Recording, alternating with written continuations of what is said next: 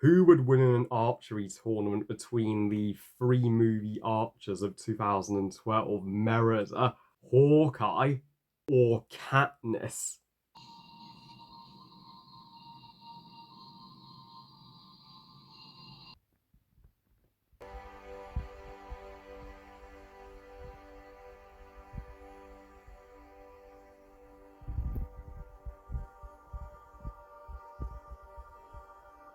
The Hunger Games, directed by Gary Rossen, is the first installment of the Hunger Games Quadtrilogy, based on the book trilogy of the same names, as well as one of Lionsgate's biggest franchises. So, The Hunger Games tells the story of Katniss Everdeen, played excellently by Jennifer Lawrence, who grows up in the district with her mother and sister Prim, and the district is so poor and they have nothing, whereas the capital, run by dictator President Snow, has everything. And every year, the annual Hunger Games are. One would think with a title like the Hunger Games, these games would be a eating contest between like Patrick Star and Homer Simpson, characters obsessed with food, but nope, far from it. It is a death match. Yeah, it is the kill or be killed Olympics.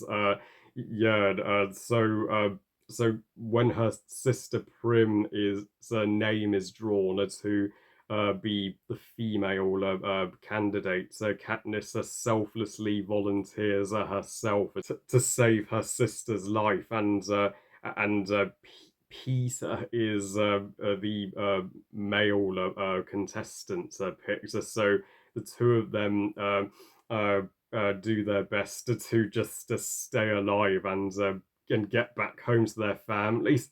Happy 10th anniversary to the first Hunger Games. And this is a franchise that I have been meaning to get round to, as I do have a kind of a hot take on it. Is kind of overrated. Oh god. I know the moment that sentence left my lips, I know everybody watching this worldwide is just bashing their laptop or phone screens when I said that. As this franchise does have a fan base who is obsessed with it because, well, it also had the books that came before it and now the movies.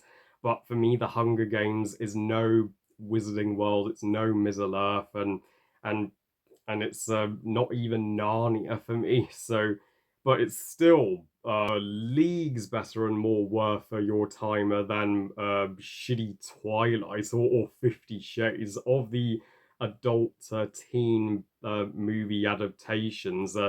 This franchise is not the worst, at least, just not the best either. As for the Hunger Games movie that started it all, well, the majority tend to rate this as the second best of the series, just below Catching Fire. But as for my take on it, this is my personal favourite Hunger Games movie. Not to say it's anything spectacular, nor in my top 10 best movies of 2012, but it is the easiest watch of this series for me, the most simple, and it's the one that's most true to its title. It by far has the most Hunger Games in it. I recently rewatched these movies on Netflix just to refresh my memory, and thank goodness I did, because now I have fully cemented my thoughts on each of them. The clearest positive about the Hunger Games, about each of the four movies, the most consistent thing is Jennifer Lawrence's electrifying performance as our lead heroine, Katniss Everdeen. I mean, meow, she is a hottie, and Katniss is still, well, my personal favorite Jennifer Lawrence performance. In some movies, I know it looks like she doesn't want to be there, but in the Hunger Games, you could see she 100% wanted to be there, and is in total love with the character of Katniss, and Katniss, she is one selfless sweetheart, and a real rock star. You could see why the district would pick her to be the Mockingjay, the symbol of hope against the Capitol later on in the franchises. She is not in the games because she wants to kill people to get fame. She's in the game so that her sister can live. I mean, and the sisterly bond between Katniss and Prim is my personal favorite relationship in this series. It is so wholesome. As somebody who has a little sister myself, yeah, I would gladly put myself through games worse than the Hunger Games so that my sister wouldn't have to compete at them. Pity Katniss's goal to save her sister but has no payoff to it by the end of this franchise, but we'll get to that in Mockingjay Part 2. And this has been one of the movies that I think had complaints about its age certificates from moviegoers because of how disturbing it really got. They thought it was it went a little too far for a PG-13 12A movie. And yes, it does get freaking harrowing, so be prepared. I mean, watching young teens just uh, become, well, serial killers and kill one another and butcher one another may be a little too much for some people to handle. So yeah, I would have personally given this a full-on 15 and uh, and even some of the supporting characters like Katniss's team, the lovely Epazine played by Elizabeth Banks and the hysterical Hamish played by Woody Harrelson. And I mean, I've rarely seen Woody Harrelson play a comedy role, but Hamish is such a blast to watch, and Epazine is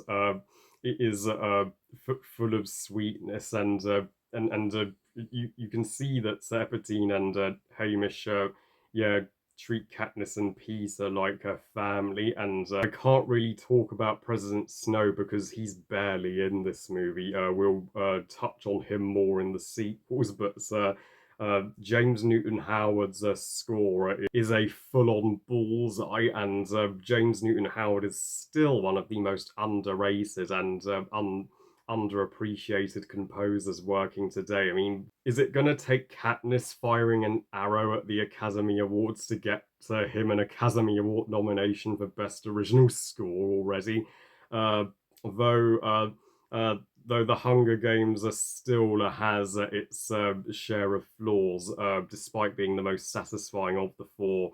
The first and third acts are the movie's strong points, whereas the middle acts are where Katniss and Peter are, you know, being are becoming celebrities. That's part heavily drags. I mean, I mean, it took too long to get to the actual Hunger Games, what we came to see.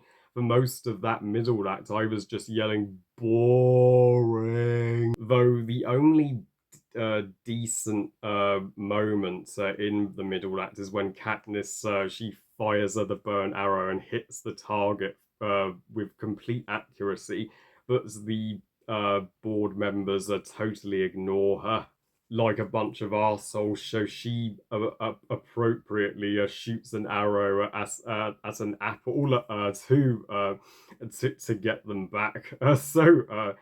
So I applaud her for being able to stand up for herself. And the character of Peter, I mean, yeah, as bizarre as the name sounds, he's okay, I guess.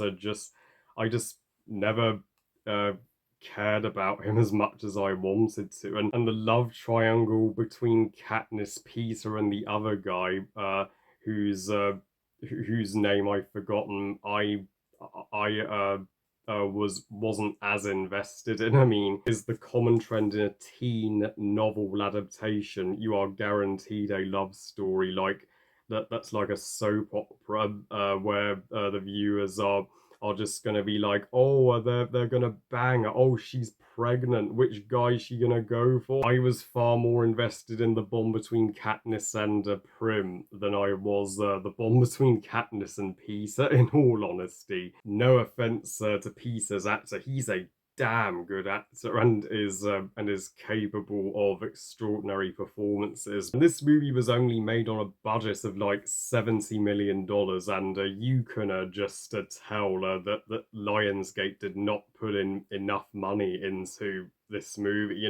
The hounds are, you can imagine Mr. Burns being in this movie going, release the hounds. The killer dogs towards the end look like shit, CGI wise, and some of the shaky cam is just pathetic and a real distraction. I'm sorry, who was the cameraman they hired to shoot this movie?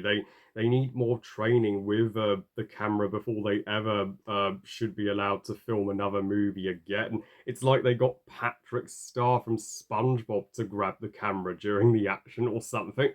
Yeah, you could just see Patrick filming the Hunger Games with the camera going upsy daisy, downsy wownsy. But those would be all the flaws I have with this film. Once the Hunger Games do get going, it is a real heart pounder of a third act, and you're rooting for poor Katniss with everything thrown against her to just make it out and make it back to her mum and sister, and she is extremely resourceful during the game. When she cuts down a beehive to escape. There's a satisfactory antagonist during the games. This guy with a huge blade. He is such a dick and merciless. I mean, so when the hounds eat him alive at the end, you barely feel any sympathy for him. People like him don't deserve to win the games, but Katniss and Peter do, as they had the right idea, uh, to keep one another alive instead of turn on one another. So they are the first winners to tie in the games ever. So overall, Gary Ross did an all right job bringing the first Hunger Games book to the big screen, and even if there was still room for improvements. I give the Hunger Games 3 stars out of 5. Good movie. So yeah, it's awesome to be back at reviewing an old franchise, and maybe in November I'll cover Twilight.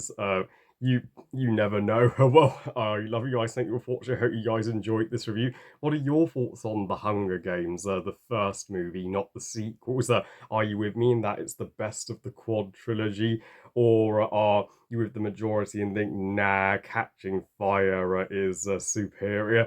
Please comment and let me know. Please like this video and subscribe. Please follow on Twitter and on Instagram. And I'll see you next time when I have a villain showdown coming your way. I'm not going to spoil what this is, as well as more reviews are coming your way. And remember, movies are us. Bye, guys.